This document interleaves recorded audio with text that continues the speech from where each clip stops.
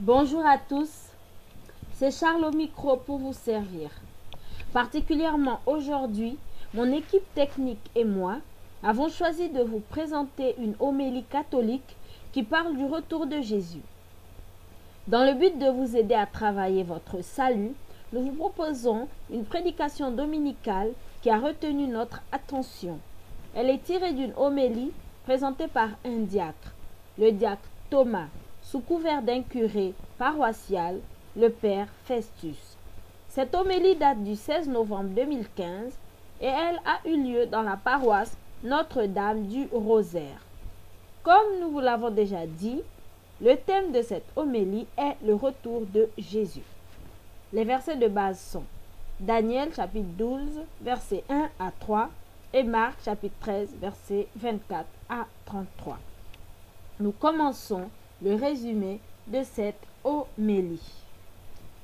Ce thème englobe 3 idées majeures.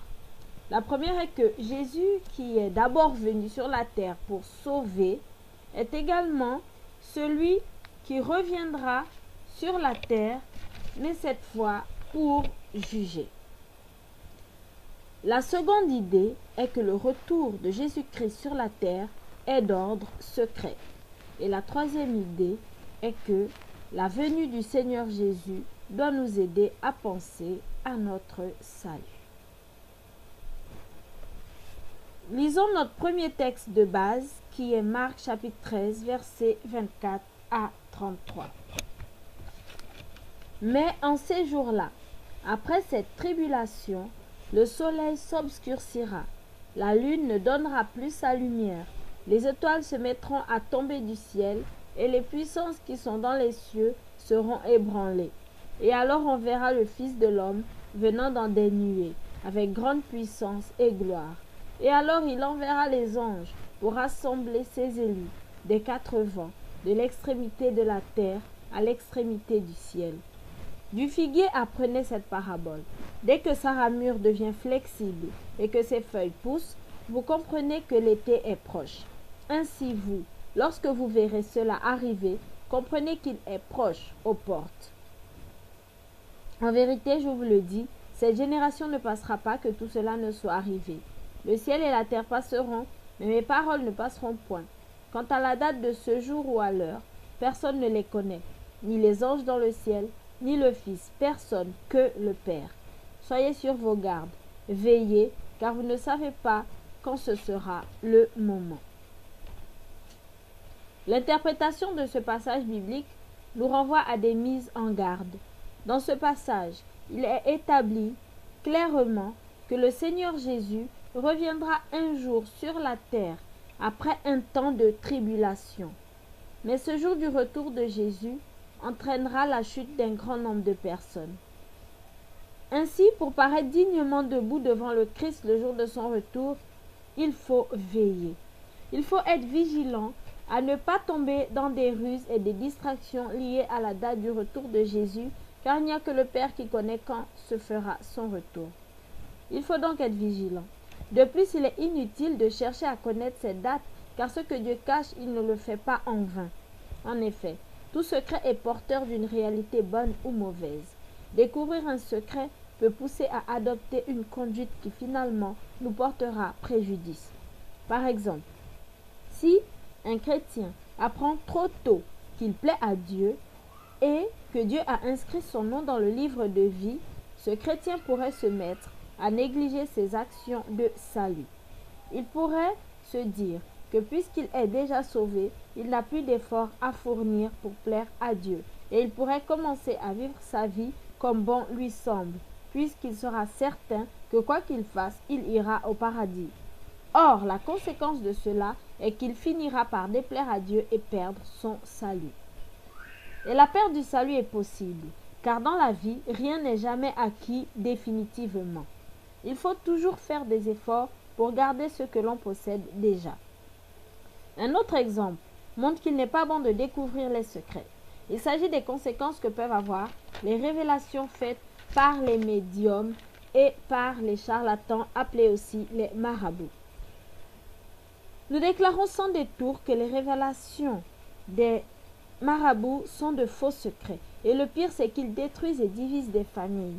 Un marabout qui dénonce un soi-disant sorcier pousse le reste de sa famille à le détester et à s'éloigner de lui. Et en ce qui concerne les médiums, c'est encore pire, car ces derniers, en prédisant l'avenir, vont souvent jusqu'à prédire la date de la mort des personnes qui les consultent. Et cela est mauvais, car lorsque ces personnes sont conscientes que leur mort est proche, elles ont tendance à être révoltées, à vivre dans la peur constante et à perdre tout goût à la vie.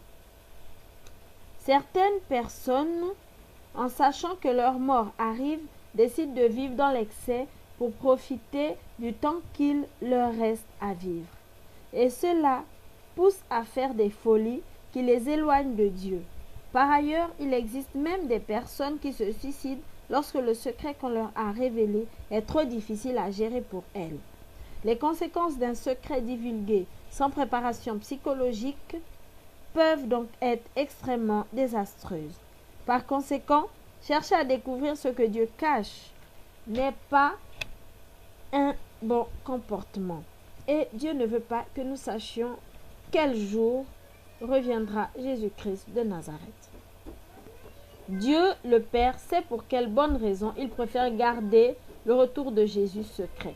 De ce fait, au lieu de se demander quel jour reviendra le Seigneur Jésus, il est préférable pour le chrétien de se demander comment il peut obtenir le salut et comment il peut profiter favorablement du retour de Jésus. Lisons notre deuxième texte de base qui est Daniel chapitre 12, versets 1 à 2. En ce temps-là se lèvera Michel, le grand prince qui se tient auprès des enfants de ton peuple. Ce sera un temps d'angoisse tel qu'il n'y en aura pas eu jusqu'alors depuis que les nations existent. En ce temps-là, ton peuple échappera, tous ceux qui se trouveront inscrits dans le livre de vie. Un grand nombre de ceux qui dorment au pays de la poussière s'éveilleront, les uns pour la vie éternelle, les autres pour l'opprobre, pour l'honneur éternel. Ce passage biblique nous conduit à nous poser la question suivante.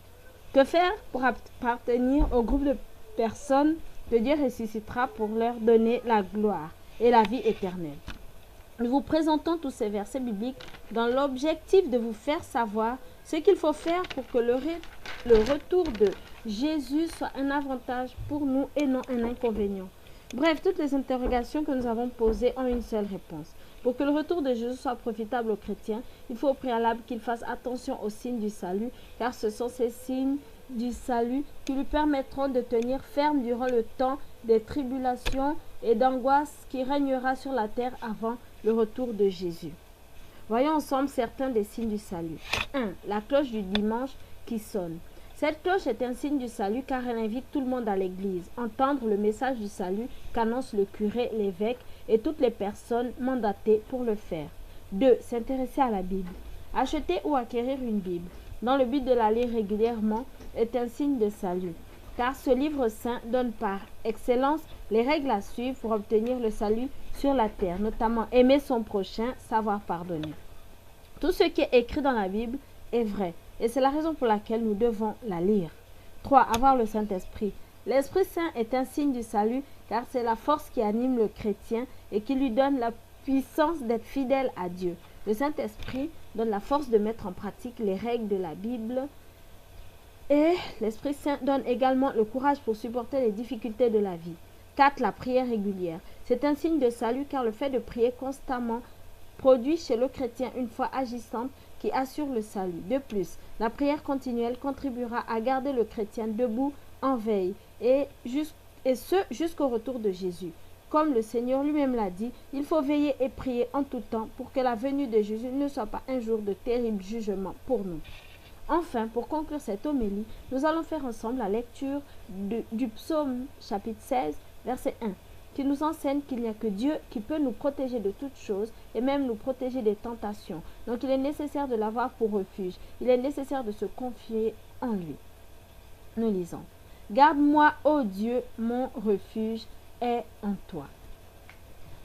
Nous rendons grâce à Dieu pour cette homélie qui met en relief la nécessité de ne pas se focaliser sur la date exacte du retour de Jésus, mais plutôt sur l'obtention du salut qui permettra aux chrétiens qualifiés de bénéficier favorablement du retour de Jésus. Nous vous encourageons donc, chers auditeurs, à faire des efforts pour être enlevés au retour de Jésus. Et nous vous rappelons qu'avant le retour de Jésus, les chrétiens passeront par une grande tribulation et par des moments d'angoisse à cause du dictateur mondial qui persécutera les chrétiens du monde entier. Donc, préparons-nous à sortir vainqueurs de cette tribulation en perfectionnant notre fidélité au Seigneur Jésus. Nous avons fini. Que Dieu